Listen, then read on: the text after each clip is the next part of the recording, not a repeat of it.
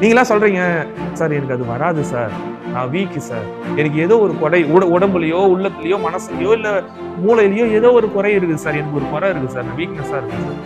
ஒருவேளை கடவுள் அந்த வீக்னஸையே உங்களோட ஸ்ட்ரென்த்தா கூட படைச்சிருக்கு. அது எப்படி சார் வீக்னஸ் ஸ்ட்ரென்த் ஆகும்? நல்லா கேட்டுக்கோங்க. ஒரு ஊர்ல ஒரு விவசாயி இருந்தாரு. அந்த விவசாயிக்கு பக்கத்துலயே எல்லாம் தண்ணி இல்லை. இப்ப நம்ம போர் போட்டு எல்லாம் எடுத்துட்டு வரோம்ல, அந்த மாதிரி தண்ணி இல்லை. தூரத்துல இருந்து ஆத்துலயோ ஓடையில இருந்தோ தண்ணி வந்து எடுத்துட்டு வரும். தினமும் இவர் வீட்டுக்கு தேவையான தண்ணியை 2 பானையில வச்சு எடுத்துட்டு வரும். என்ன பண்ணுவாரு? 2 பானையில வச்சு எடுத்துட்டு வரும். ஒரு பானை வந்து நல்லா ஓட்டை இல்லாம கிளியரா இருக்குது. இன்னொரு பானை வந்து லைட்டா விரிசல் விழுந்துருது. சரியா? ஆனா அந்த பானையில தான் தண்ணி எடுத்துட்டு வருவாரு. ஏன்னா அவருக்கு ஏழை விவசாயி, வேற பானை கிடையாது. அதனால அதே பானையில டெய்லி தண்ணி எடுத்துட்டு வருவாரு. நல்ல பானையில எடுத்துட்டு வரும்போது அது எங்கேயுமே சிந்தாது. ஆனா இந்த உடஞ்ச விரிசல் விட்ட பானையில எடுத்துட்டு வரும்போது அந்த தண்ணி எல்லா இடத்துலயும் சிந்தினே வரும். இருந்தாலும் எடுத்துட்டு போய் வீட்டுல வச்சு அடுத்தது அதுக்கு மண் வச்சு எப்படியோ வச்சிருவாரு. சரியா? டெய்லி இதே மாதிரியே நடந்துன்னு இருக்கும். அப்ப அந்த விரிசல் விழுந்த பானைக்கு ஒரு மனசுல வந்து ஒரு குறை வந்துச்சு. நான் வந்து இப்படி இவரை ஏமாத்தின்னு இருக்கிறேனே, என்னுடைய குறையினாலே இவர் புடிச்சின்னு வர தண்ணி எல்லாமே கீழே சிந்திடுது. அவன் பாரு, அவன் கரெக்டா இருக்கான், பர்ஃபெக்டா இருக்கான் அந்த பானைக்காரன். அந்த பானையில இருக்கிற தண்ணி ஃபுல்லா போய் சேர்ந்துருது. ஆனா நம்ம பானையில நான் எடுத்துட்டு வர தண்ணி மட்டும் இப்படி சிந்தினே வருது.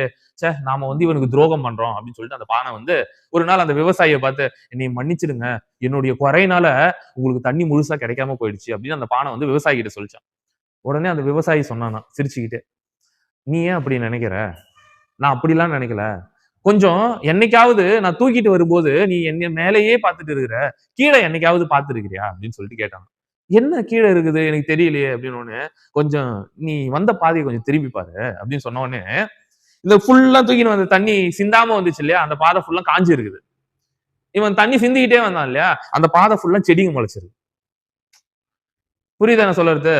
எப்ப பார்த்தாலும் உன்னுல இருந்து தண்ணி ஒழுவிட்டே இருக்கும். இது என்னாலயும் தடுக்க முடியாது, உன்னாலயும் தடுக்க முடியாது. ஆனா அதுக்காக நான் என்ன பண்ணேன்னா, சின்ன சின்ன விதைகளை எடுத்துன்னு போய் தூக்கின்னு வர வழியில நான் நட்டு வச்சேன். உன் மூலமா வழிஞ்ச தண்ணியில அந்த விதைங்க வளர்ந்து இன்னைக்கு செடிங்கெல்லாம் முளைச்சிருக்குது. அந்த செடிகள்ல இருந்து வர காய்களை நான் பறிச்சு சாப்பிட்டுட்டு இருக்கேன் அப்படின்னு சொல்லிட்டு அந்த விவசாயி சொன்னான். புரிஞ்சதாமா கதை? அப்ப இதுல இருந்து என்னன்னா, உங்களுக்கு ஏதாவது ஒரு வீக்னஸ் பிறவியிலேயே இருந்தாலோ, அல்லது ஏதோ ஒரு குறைகள் இருந்தாலோ, அதை கூட உங்களால உங்களுடைய ஸ்ட்ரென்த்தா மாத்திக்க முடியும். புரியுதா? உங்களுடைய பலமா மாத்திக்க முடியும். இந்த உலகத்துல காரணம் இல்லாமல் எதுவுமே படைக்கப்படுவதில்லை. ஒரு குறை, ஒரு ஊனம் ஏற்படுதுன்னா அதுவும் ஏதோ ஒரு நல்ல காரணத்துக்காக நம்மளால பயன்படுத்திக்க முடியும் அப்படின்றத நீங்க எல்லாரும் புரிஞ்சுக்கணும். அப்ப இந்த கதையில இருந்து என்ன சொல்றாங்க? Your weakness can become your strength. உங்களுடைய குறைகள் உங்களுடைய பலமாக மாறலாம்.